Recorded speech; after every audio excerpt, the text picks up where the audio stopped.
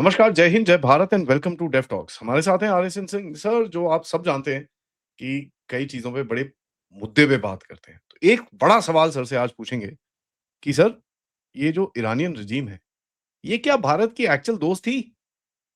जो आज इतने यहाँ पर ब्लीडिंग हार्ट्स लोग मतलब एक शिप गिर गई जो बाय द वे श्रीलंका के अंदर श्रीलंका से 11 घंटे 40 मिनट तक वेट करती रही, अप्रूवल फॉर डॉकिंग के लिए। गेल पोर्ट के अंदर, उसको मार दिया, तो वहाँ पर अभी सारे लोग प्रो ईरान मतलब रोना शुरू हो गए हैं। क्या ये रेजिम जिसके लिए आज इतना लोग रो रहे हैं, वो क्या एक्चुअली इंडिया फ्रेंडली थी कि नहीं थी? नमस्कार सर। आदि आपको दर्शकों को मेरा नमस्कार। इस रेजीम के बारे में मैं कोई टिप्पणी करूं कि क्या इसका रहना दुनिया के लिए खतरनाक है या नहीं, भारत के लिए चिंता का विषय है या नहीं, इसके पहले थोड़ा सा हम इस बात को साफ कर लें कि आखिर ये लड़ाई किस बात की है। बहुत सारे स्ट्रेटजिक रीजंस हैं, उसमें मैं नहीं जाना चाहता।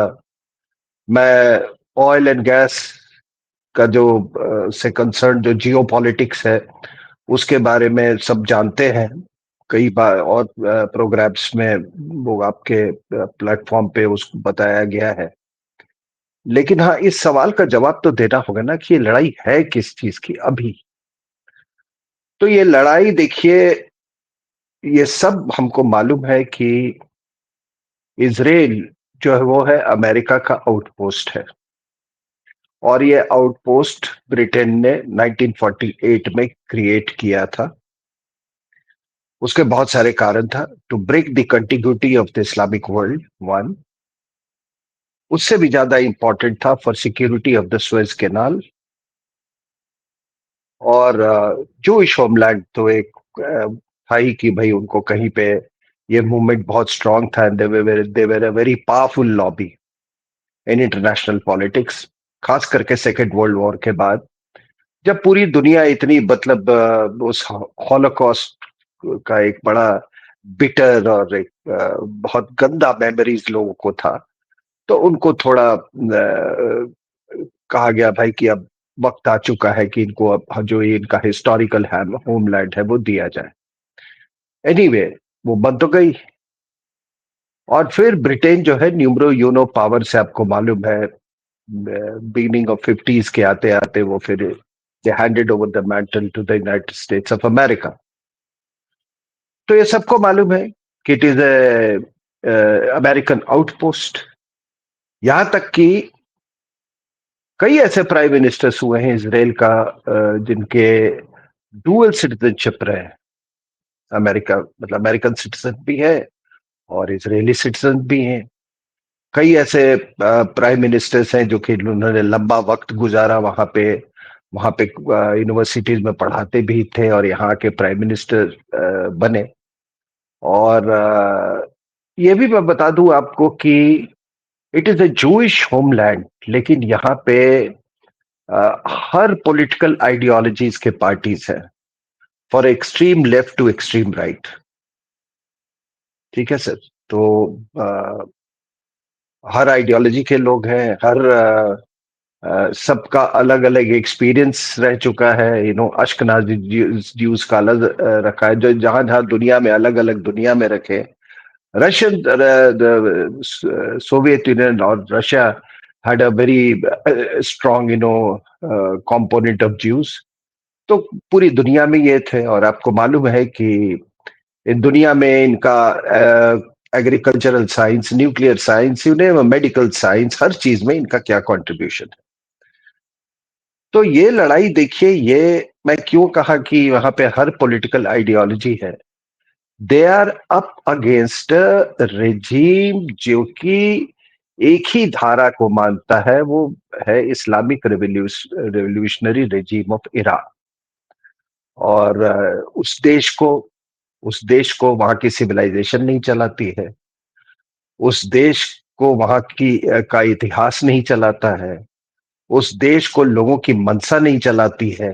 उस देश को एक ऑर्गेनाइजेशन चलाता है या एक बॉडी चलाता है, that is the supreme council, और उसके ऊपर भी गार्जियन काउंसिल। तो ये लड़ाई देखिए इसराइल की वजूद का है, एग्जिस्टेंस का है। अब बार बार आप कहें कि वहां की जो सुप्रीम काउंसिल है या जो टॉप मैन है खमेनाई, अगर वही खुद कहता हो कि इसराइल को रहने का कोई जस्टिफिकेशन नहीं है, उसको मिटा देंगे, नक्शे से मिटा देंगे, हॉलोकास्ट हुआ ही नहीं था, तो जब आप ऐसी बातें करते हो तो you are giving it a आप उसको एक मजहबी कलर दे रहे हो। और जहां तक मजहब का सवाल है, तो आप जानते हैं कि उनका भी वो भी उनकी भी उत्पत्ति वहीं से हुई है।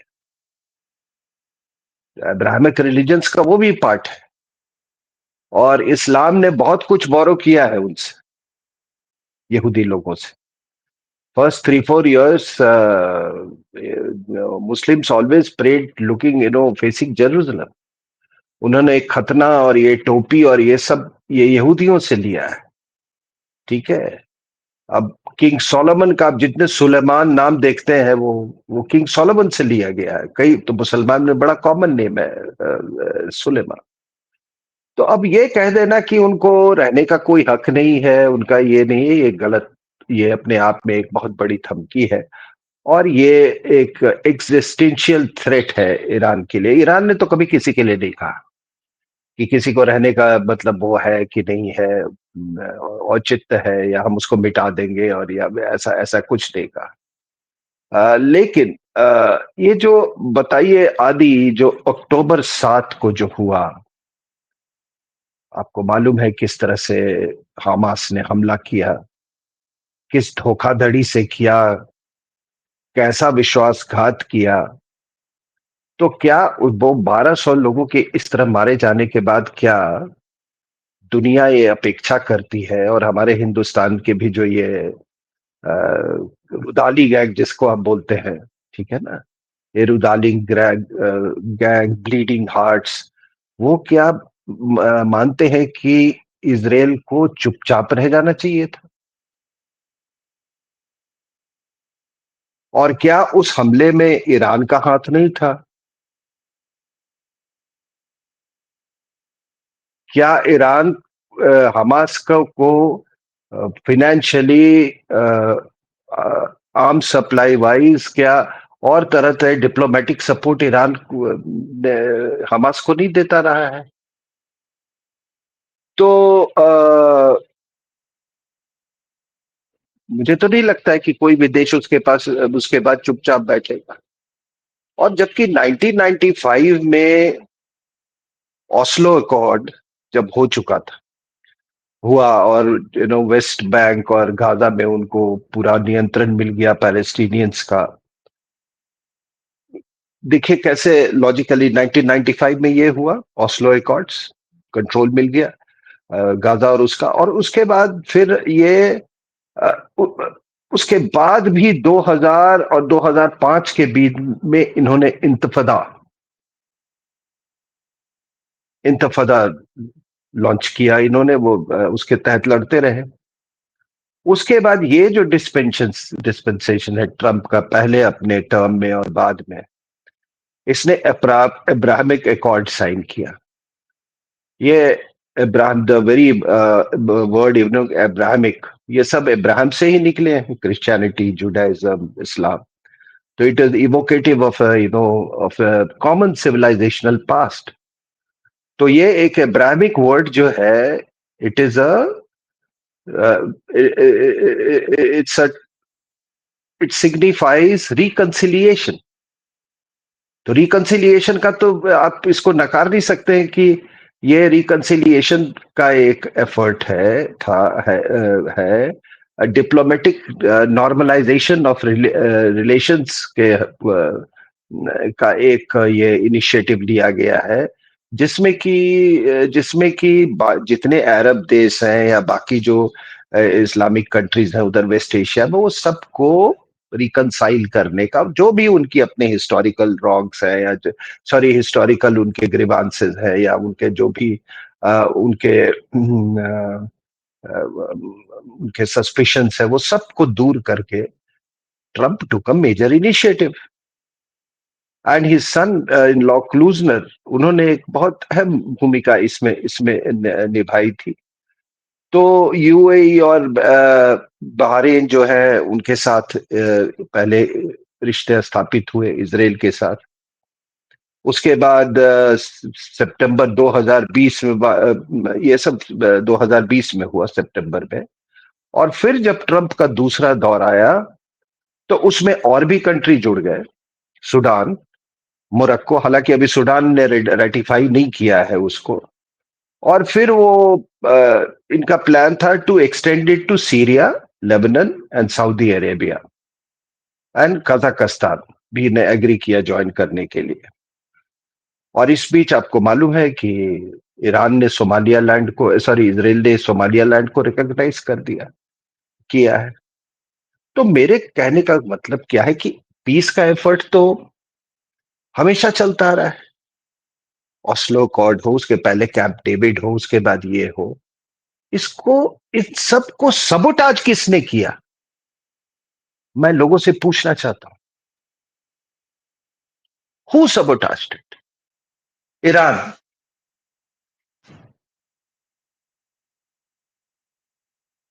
अब आप बताइए सर कि जब ये ऑस्लो अकॉर्ड के बाद अरेंजमेंट हुआ, गेट्स ऑपरेट कर रहे थे गाजा इसराइल बॉर्डर पे, लोग आ जा रहे थे, आते जाते थे, वहां पर काम करते थे, फिर घर वापस लौट आते थे गाजा में।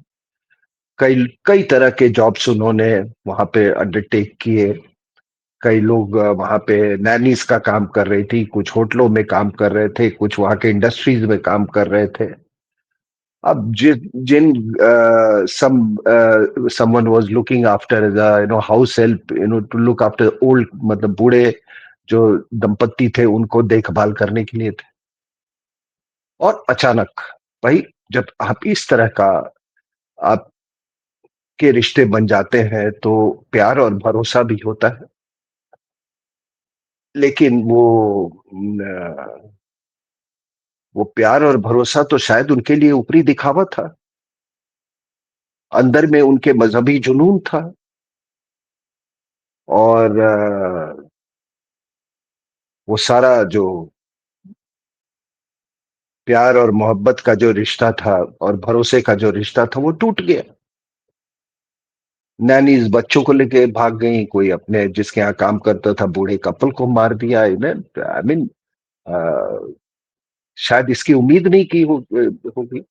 आप सोचिए कि Israeli Israel as a community, मतलब वहां की जो सिटीजनरी है, उनको कितना आघात पहुंचा होगा। सारा ट्रस्ट उन्होंने, और जो उनका जो सेक्युलर आउटलुक जो भी था, जिसको आप सेक्युलर आउटलुक बोलते हैं हमारे देश के टर्मिनोलॉजी में, उस सब में उन्होंने आग लगा दी। कौन रिस्पॉन्सिबल था इसके लिए? ईरान। अब आप देखिए कि इसराइल के अंदर में आधी 14 लाख, 14 लाख करीब अरब्स हैं, ठीक है ना, अरब्स ऑब्लिक पैलेस्टीनियंस। वो तो वहां अच्छे से रह रहे हैं। कई बार ऐसा हुआ है, ऐसा नहीं है कि डिफरेंसेस नहीं है, लेकिन कई बार जब वहां पे कुछ सर्वे किया गया कि भाई अगर हम आपको नया देश बना के देते तो आप जाओगे यहाँ के छोड़ के इसराइल के अंदर में रहोगे या पैलेस्टीन को, तो मेजॉरिटी ऑफ देम सेड कि we will stay in Israel. तो आप देखिए 14 लाख अंदर में है, ओके, को एग्जिस्ट कर रहे हैं ना वहां पे, इसराइलीज के साथ, जूइश कम्युनिटी के साथ। और 21 लाख गाजा और 19 लाख वेस्ट बैंक, वहां पे ये को एग्जिस्ट नहीं कर सकते साथ में, जूस के साथ। ये तो वही वाली बात हो गई ना सर, कश्मीर वैली वाली। जम्मू में हिंदू और मुस्लिम को एग्जिस्ट कर सकते हैं, लेकिन कश्मीर वैली में हिंदू और मुस्लिम नहीं को एग्जिस्ट कर सकते। तो आप बताइए कि इसमें विलन कौन है? बाकी मैं दर्शकों को बता दूं कि जॉर्डन में करीब 28 लाख पैलेस्टीनियंस हैं। सीरिया में 4 लाख है, सऊदी में 3 लाख 14,000 है, अरब कंट्रीज में बाकी 3 लाख 3.5 लाख से ऊपर है, यूएस में करीब 2 से 3 लाख के बीच में पैलेस्टीनियंस है। उनको अगर ऐसा अमेरिकन अगर इतने बड़े इस मामले में, मैं बाकी उसमें नहीं कह रहा हूं, उनके स्ट्रेटेजिक आउटरीच, उनके मिलिट्री इंडस्ट्रियल कॉम्प्लेक्स, उसकी बात नहीं, but as a society aren't they coexisting with the Palestinians? क्या वहां पर यूनिवर्सिटीज में उनके सपोर्ट में लोग नहीं आए? ठीक है सर। तो अब अगला सवाल होता है कि भाई, क्या ईरान एक दहशतगर्दी करने वाला स्टेट है? इज इट ए टेररिस्ट, दहशतगर्द स्टेट है? Is it a terrorist state? तो भाई थोड़ा सा आप ट्रैक रिकॉर्ड देख लीजिए आप, जब से खोमैनी पावर में आया 1979 में। और मैं बता दूं आपको कि ये वक्त बड़ा अच्छा चुना था उसने, इसको सोवियत की बैकिंग थी। अमेरिकन ने ऑलरेडी डिसाइड किया हुआ था कि हमने बैटलफील्ड बना देना है इस्लाम वर्सेस कम्युनिज्म, सुन्नी इस्लाम वर्सेस कम्युनिज्म इधर अफगानिस्तान में, वो वक्त इसने चुना। तो जब ये पावर जैसे ही टेक ओवर किया, तो 4 नवंबर 1979 को इसने वहां पर अमेरिकन एम्बेसी में सीज हुआ सर।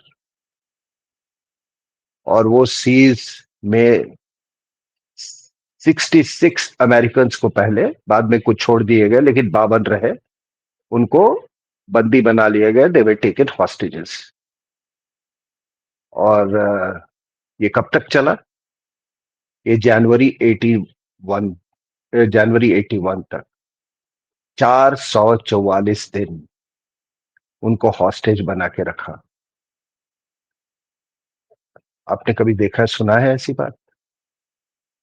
तो ये तो शुरू से ही और कौन था हॉस्टेज टेक, ये सीज किसने किया था? तो ये Muslim student followers of imam's line. ठीक है ना?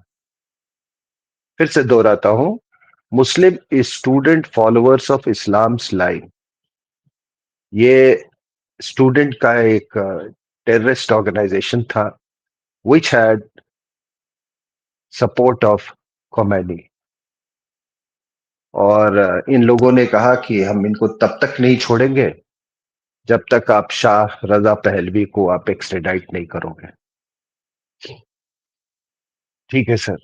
अब चलिए, अब सीज किया। ये बाद में आपको मालूम है, ये जो मेन हॉस्टेज टेकर्स जो थे, उनमें की फिगर्स, वो सब के सब बड़े ऊंचे ओहदे पे गए। एक उनमें था हुसैन देहगन, वो 2013 से 2017 तक वो डिफेंस मिनिस्टर था। ठीक है sir. And he was part of revolutionary guards. उसके बाद था मोहम्मद अली जाफरी, वो आईआरजीसी का चीफ, रेवोल्यूशनरी गार्ड्स का चीफ बना 2017 से 2019 तक। और एक उसमें से और था मोहम्मद बघेरी, वो चीफ ऑफ जनरल स्टाफ था 2016 से लेके 2025 तक। वो अभी जो पिछला जो 12 दिन का हमला हुआ था जून 2024 में, उसमें वो sorry, he was killed later in 2025। तो ये सारा मामला हॉस्टेज क्राइसिस से शुरू होता है। अब आपको मैं बताता हूं कि एक्चुअली हमारी जो मेमोरी जो है ना, we have a very poor geo political memory. पढ़ते नहीं है, या पढ़ते हैं तो पता नहीं, सिलेक्टिव एमनेसिया से सफर करते हैं। तो आप लेबनान का जो में किसके पहले हॉस्टेज क्राइसिस था हुआ था 1982। आपको मालूम है कि 1975 से कोई 15 साल लंबा एक वहां पे सिविल वॉर चला था। लेबनान में, जिसमें 17,000 लोग मारे गए थे।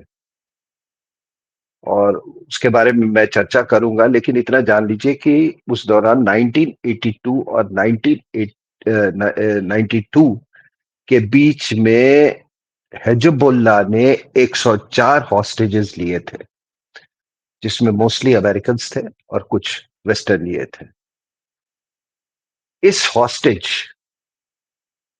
वाले कारनामे में भी खोमैनी का ब्लेसिंग था। और जब इन्होंने हॉस्टेज लिया तो उस समय आपको मालूम है कि कॉन्ट्रास को, निकारागुआ में कॉन्ट्रा रिबेल्स को अमेरिकन उसको सपोर्ट कर रहे थे, रीगन का रेजीम था। He was very passionate about the Contras. और वो सैंडिनिस्टा गवर्नमेंट जो थी, उनको यही था कि अगर ये कॉन्ट्रास अगर ये सक्सेसफुल नहीं होते हैं तो ये जो कम्युनिज्म का जो मेनस है वो पूरे रीजन में फैल जाएगा। सो ही वॉज वेरी। अब कांग्रेस ने क्या किया कि उसको सपोर्ट करने से मना कर दिया, तो उन्होंने नया तरीका ढूंढा। उन्होंने कहा कि ठीक है, इसको ना ये हिजबुल्लाह को कुछ आर्म्स सप्लाई कर दो तो वो खुश हो जाएगा, और हमारे जो बंधक जो बनाए हुए हैं वो छोड़ देगा, और इससे ईरान भी खुश हो जाएगा। तो इन्होंने बंधक तो छोड़े, तीन तीन छोड़ा और तीन और वापस ले लिए, तीन जोड़ दिए और कहीं से किडनैप करके।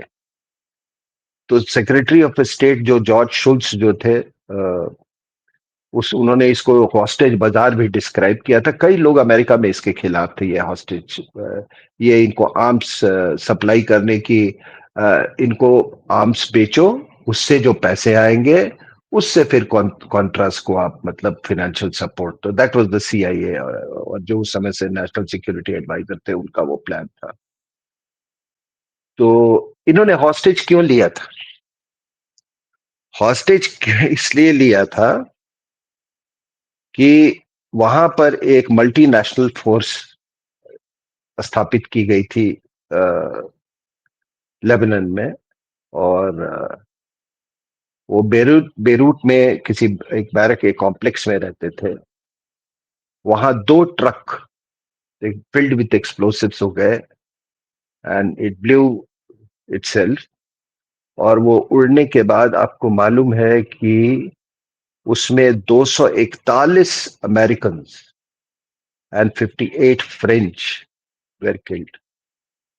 तो लोग जो कहते हैं ना कि बॉडी बैग्स देख के अमेरिकन बहुत घबरा जाएंगे, they don't have the stomach for body bags. 241 American killed sir, the largest single day casualties after after Tet offensive in Vietnam.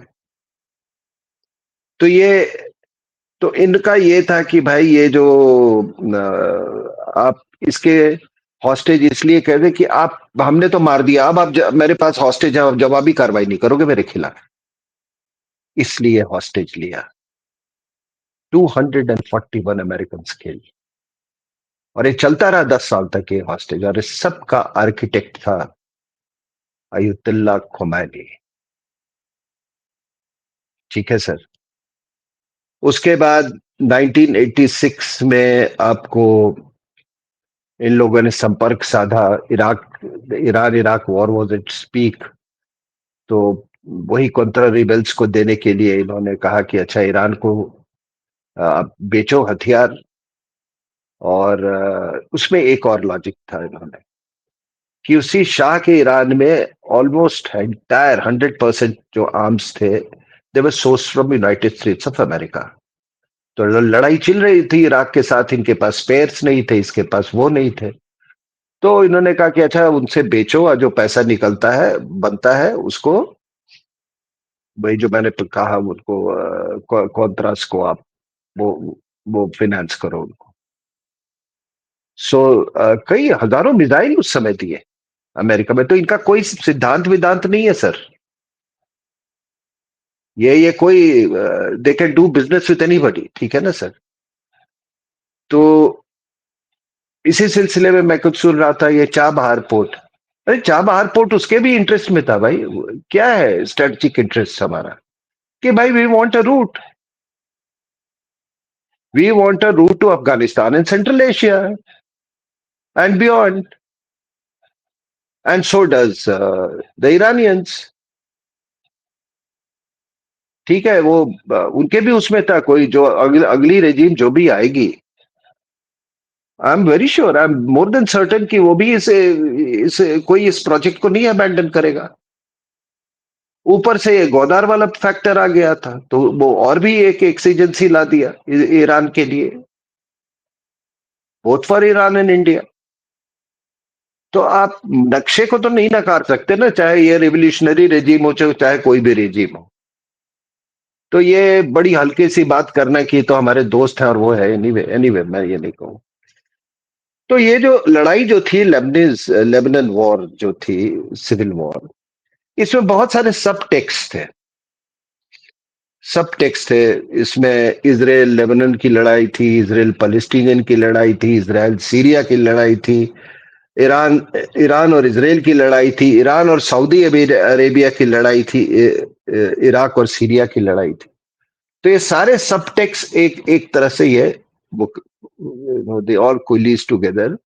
और लेकिन इसका रिजल्ट ये हुआ कि इसी सिविल वॉर के कारण subsequently Lebanon turned from a Christian country to a Muslim country. Again architect कौन था? अयतुल्ला Khomeini.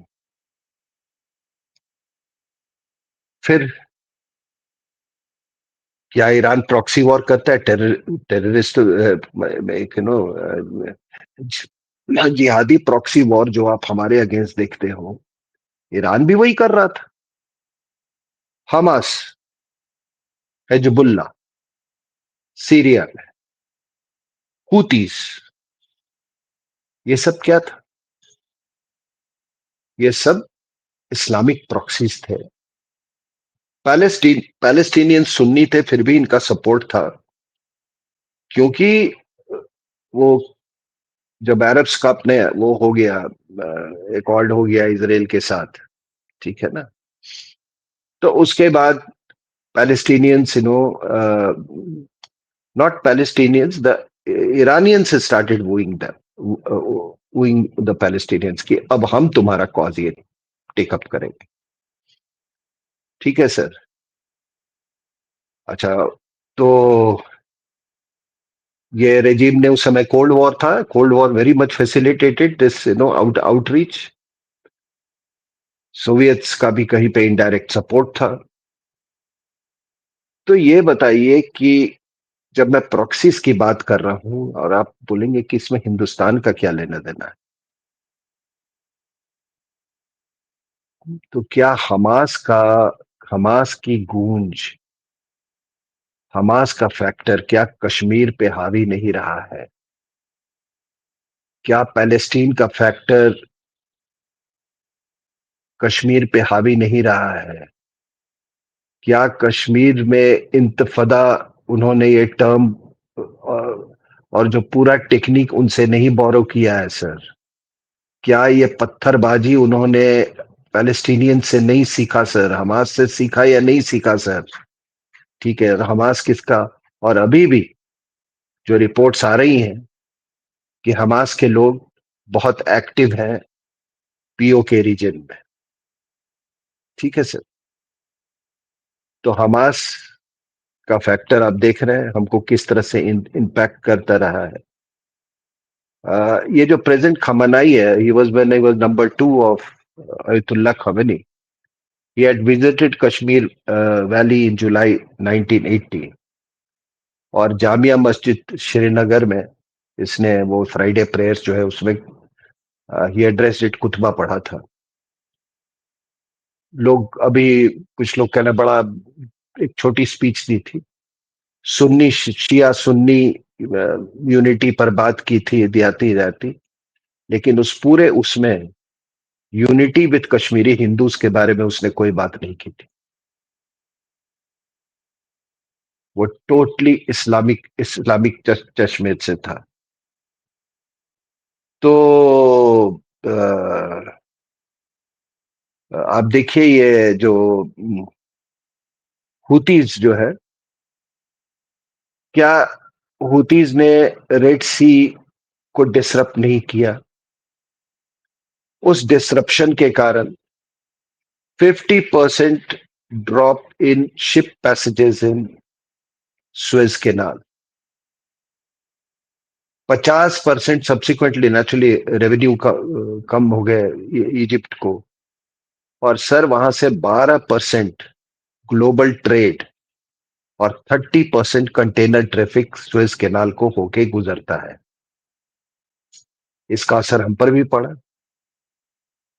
We also deployed about 12 naval ships, ठीक है ना sir, for the security of Red Sea. हमने भी वो इन्फ्लेशनरी प्रेशर्स झेले, हम पर बहुत बड़ा असर हुआ उसका। हमारे भी vessels, vessels flying Indian flag were attacked. तो आप कैसे कहते हैं कि ये बस ईरान, ये केवल एक इजराइल और ईरान की लड़ाई है? आप इसका ग्लोबल इंपैक्ट देख रहे हैं सर? इसका आर्किटेक्ट कौन था? इसका architect is the Islamic revolutionary regime. Under under sea cables कहीं कहीं पे वो टूट गए। तो ये कहां पे जाके ये थमेगा आखिर? ये तो मानने वाला नहीं था। दूसरी चीज क्या है कि एक थियोक्रेटिक स्टेट के साथ के पास क्या न्यूक्लियर, या एक टेररिस्ट स्टेट के साथ के पास क्या न्यूक्लियर वेपन सेफ है? 2007 से इन्होंने न्यूक्लियर वेपन्स प्रोग्राम क्या अमाद प्रोजेक्ट इन्होंने शुरू किया, ठीक है ना सर? डेटरेंस के लिए नहीं आदि, ये डेटरेंस के लिए नहीं, बट फॉर डोमिनेशन। इन्होंने एंटी इसराइल जो अपना एजेंडा था उसको न्यूक्लियर वेपन्स प्रोग्राम से जोड़ दिया, ठीक है सर? तो ऑब्वियसली जो इन्फरेंस है कि अगर न्यूक्लियर क्षमता इनके पास आ जाती है, तो आप समझ जाओ ये तो फिर किसी की नहीं सुनेगा। फिर तो मतलब अ, कोई भी इलाके में कोई रोकने वाला नहीं होगा ईरान स्पॉन्सर्ड टेररिज्म को।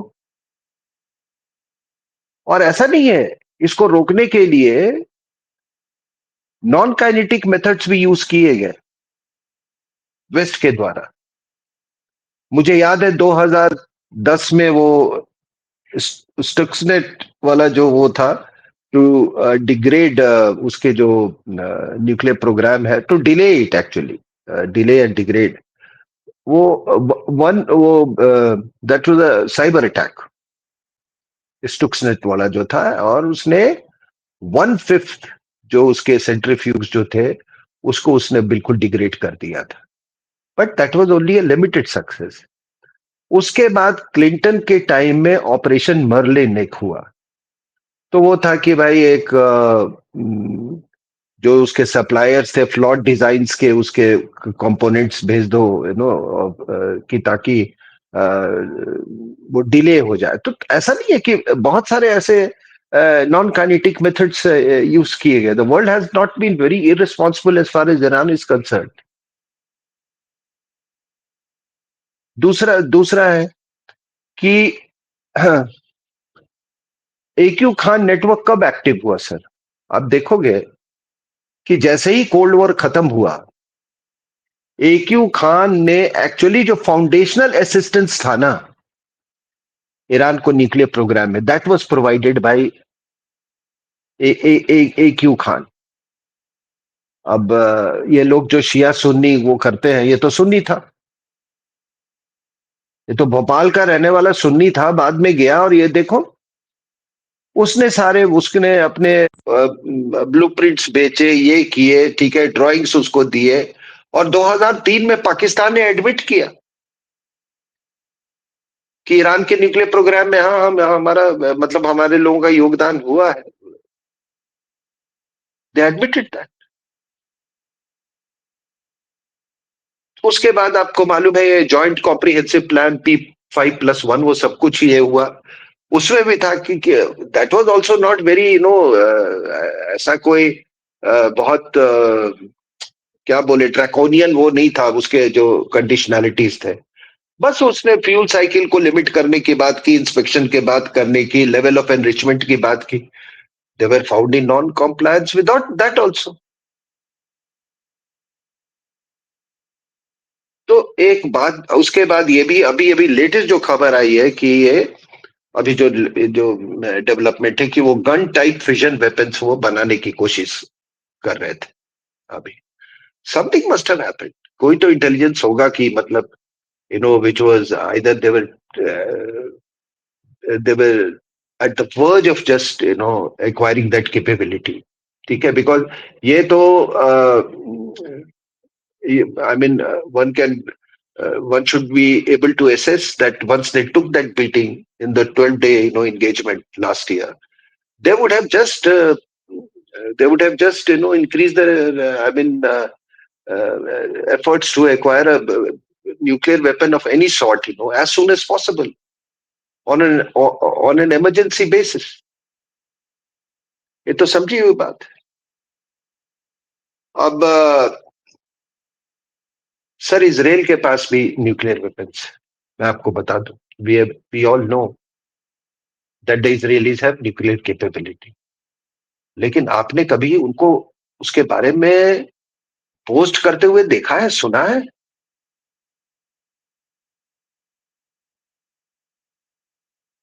कि जरूरत पड़े तो हम न्यूक कर देंगे ईरान को? कभी सुना है इजराइल को पोस्ट करते हुए? उन्होंने तो अभी तक कभी एक्सेप्ट भी नहीं किया है, बोझ तो छोड़िए, वो कभी एक्सेप्ट ही नहीं किया है कि they have got nuclear weapons. तो जब एक्सेप्ट नहीं किया है तो थ्रेटन भी नहीं किया है। ये फर्क है एक रेडिकल इस्लामिक रिजीम में और इस इनमें रिस्पॉन्सिबल स्टेट में। और एक सवाल और मैं दर्शकों से पूछना चाहता हूं कि क्या इजराइल, अब देखें ना कितना छोटा देश है, चारों तरफ हॉस्टाइल ही लोग थे, धीरे धीरे मार पीट के उनकी हॉस्टाइलिटी कम की गई, ठीक है, but nevertheless is Israel capable of defending itself alone? नहीं है।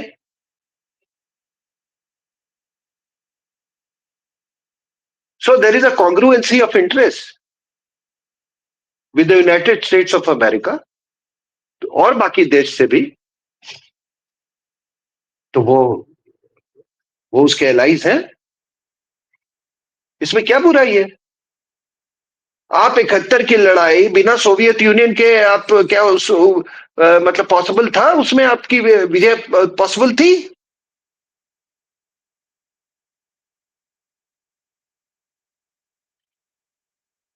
उसी तरीके से इट्स परफेक्टली लेजिटिमेट। आप देखो ना सर, ऐसा नाइटमेयर, नॉर्थ में लेबनान, साउथ में ये पैलेस्टीनियंस, इधर वेस्ट ये ईस्ट में सीरिया, उधर ईरान, उस तरफ Houthis. It's a security nightmare. तो फिर लोग कुछ बेवकूफ लोग कह रहे, why are the Americans there? Americans are there so that Hezbollah, Hamas, and Palestinians together do not take over the Suez Canal, sir.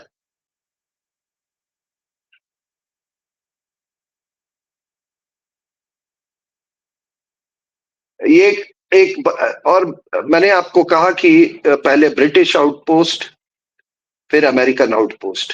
अब सवाल हमको अपने आप से पूछना चाहिए, is this Israel, is the creation of Israel, और क्या इजराइल का एग्जिस्टेंस या आउटपोस्ट जो क्रिएट किया गया, क्या हमारे जियोपॉलिटिकल ऑब्लिक स्ट्रेटेजिक इंटरेस्ट पे है? बिल्कुल। आप सोचिए सर कि अगर इजराइल नहीं होता, थोड़ा नक्शा देखिए and ponder over that map, कि अगर इजराइल नहीं होता तो दुनिया का नक्शा क्या होता?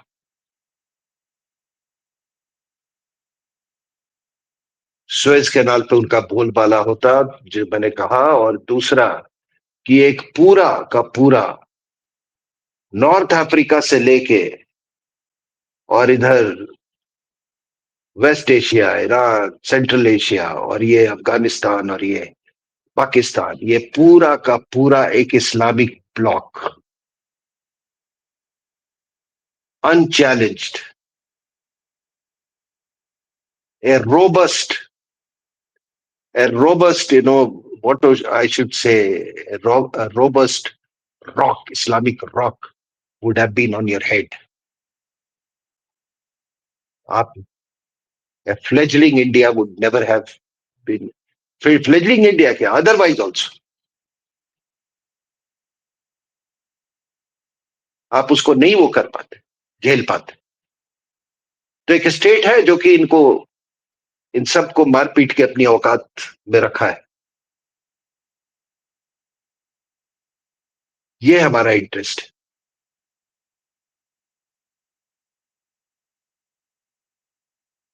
उसके बाद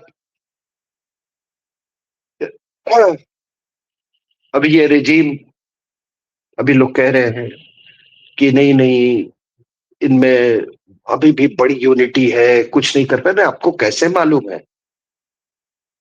आपको किसी ने खबर दी है अंदर से? हमको तो कुछ और दिख रहा है। कितनी एकता है और कितना मतलब वो और कितना अभी फ्रीडम ऑफ मनूवर कही है अंदर में इंटरनली, या वो वहां तो डर का माहौल है बिल्कुल। उन्होंने खमेनाई का जो फ्यूनरल है वो पोस्टपोन कर दिया है।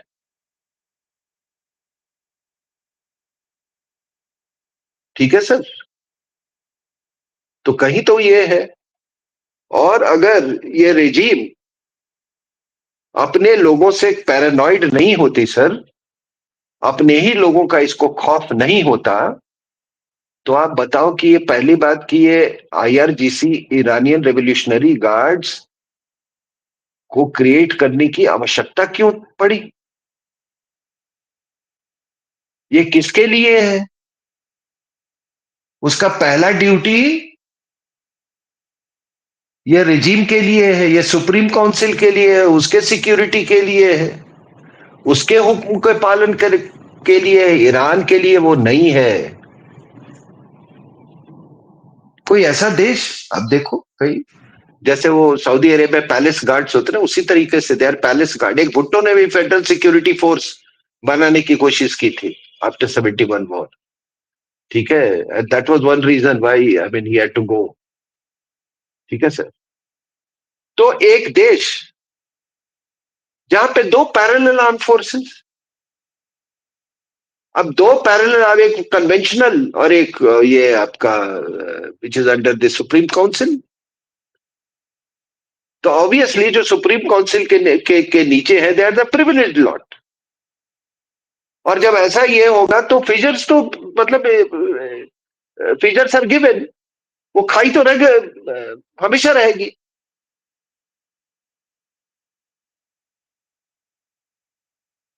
तो ये कहना गलत नहीं होगा कि देर आर टू ईरान्स, एक ये रेजीम एंड आईआरजेसी वाली ईरान, और एक दूसरा वो कॉमन मैन वाली ईरान। अब आपको मैं बता दूं कि अभी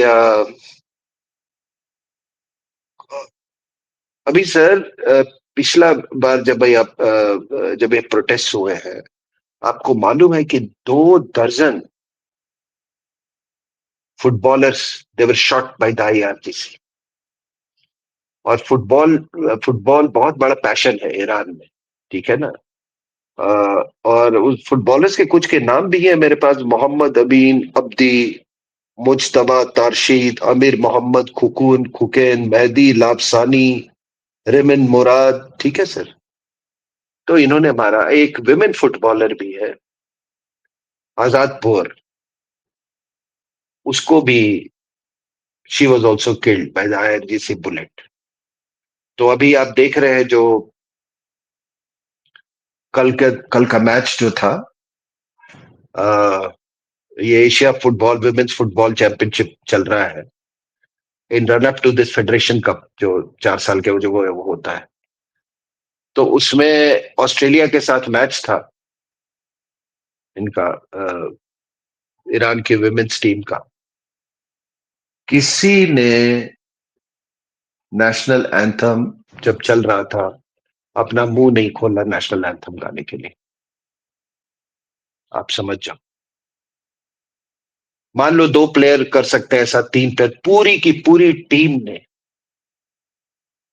तो आप समझ सकते हो कि how popular is this regime. They don't want to identify Iran with this this so-called Islamic regime, ठीक है सर।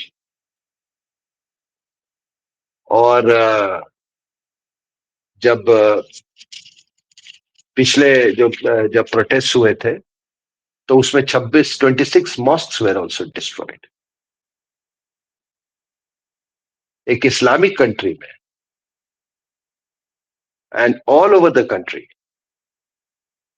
मस्जिदों को मस्जिदों को ध्वस्त कर देना, उस पर हमले करना,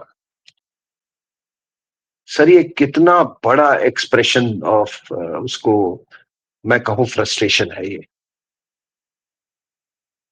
क्या वो कॉन्सिक्वेंसेस नहीं जानते थे कि इसका क्या कॉन्सिक्वेंसेस होगा मस्जिदों के तोड़ने पर? दैट इज वाई ऐसे कि ये एक बहुत बड़ा ये इंडिकेटर है कि ईरान के अंदर में क्या चर्निंग हो रहा है अगेंस्ट द रिजीम। क्या ये महिलाएं जो कि football lined up before the match, आप वो सब अपना हिजाब उजाब सब पहनी हुई थी, वो उन्होंने जब गाना ये सॉरी राष्ट्र नेशनल एंथम गाने से रिफ्यूज कर दिया तो क्या उनको नहीं मालूम है कि इसके कॉन्सिक्वेंसेस क्या होंगे? But yet they are willing to take that risk. तो सर ये कुल मिलाकर मैं आपको बता रहा हूं कि एक बड़े बदलाव के कगार पे है। और देखिए लोग कहते हैं कि अ, कुछ गाली भी देते हैं। ऐसी चीजें जब कब पहले भी किसी के साथ पॉडकास्ट किया तो खैर वो गाली से कोई फर्क नहीं मुझे पड़ता। ईरान 1501 में सफाविड डायनेस्टी के अंदर, जब सफाविड डायनेस्टी था, तो रातों रात वो सुन्नी इस्माइल शाह रूलर थे उस समय वहां के। तो रातों रात वो सुन्नी से शिया स्टेट बना एक फरमान पे रूलर के। और उन्होंने शिया से सुन्नी जो ट्रांजिशन किया वो था फॉर स्ट्रेटेजिक रीजंस।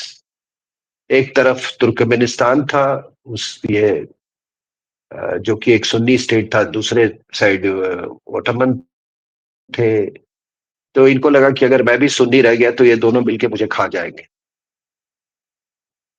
तो हमने एक आइडियोलॉजिकल ब्लॉक बनाना है, मतलब अपनी आइडियोलॉजी चेंज करनी चाहिए। तो उन्होंने हुक्म दिया कि एक रात की कल से पूरा देश शिया, मस्जिदें तोड़ दो सारे।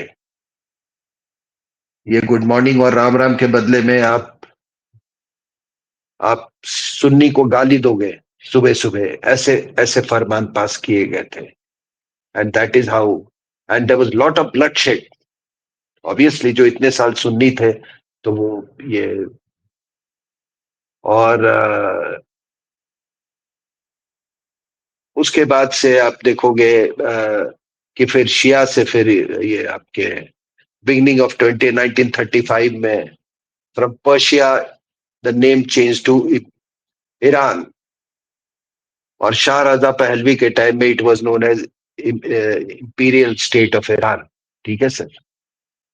और उसके बाद से 79 में Islamic Islamic republic of Iran.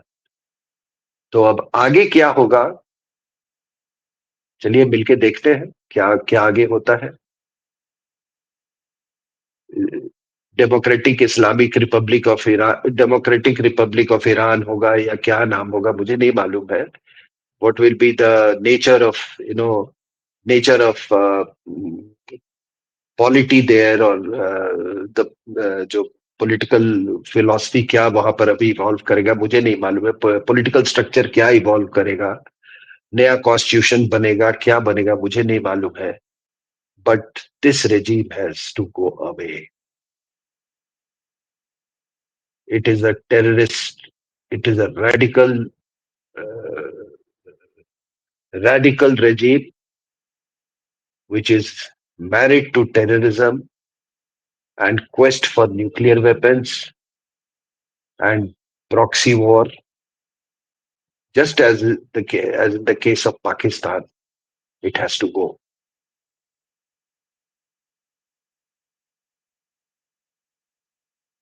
Thank you, sir. Thank you so much, sir. That is a interesting take, and I mean, it's important for us to know also. सब ऑडियंस से रिक्वेस्ट है, प्लीज अपने comments लिखिएगा। That's a insight into history जो हमको पता, obviously Bharat में history में हमारे को शौक नहीं है, तो हम भूल जाते हैं उसके अंदर। So please give us your take, and of course like, subscribe and share this with your friends and families, and of course don't forget to contribute towards the channel। नीचे डिस्क्रिप्शन में आपको सारी डिटेल्स मिल जाएंगी। Once again sir, thank you so much। नमस्कार।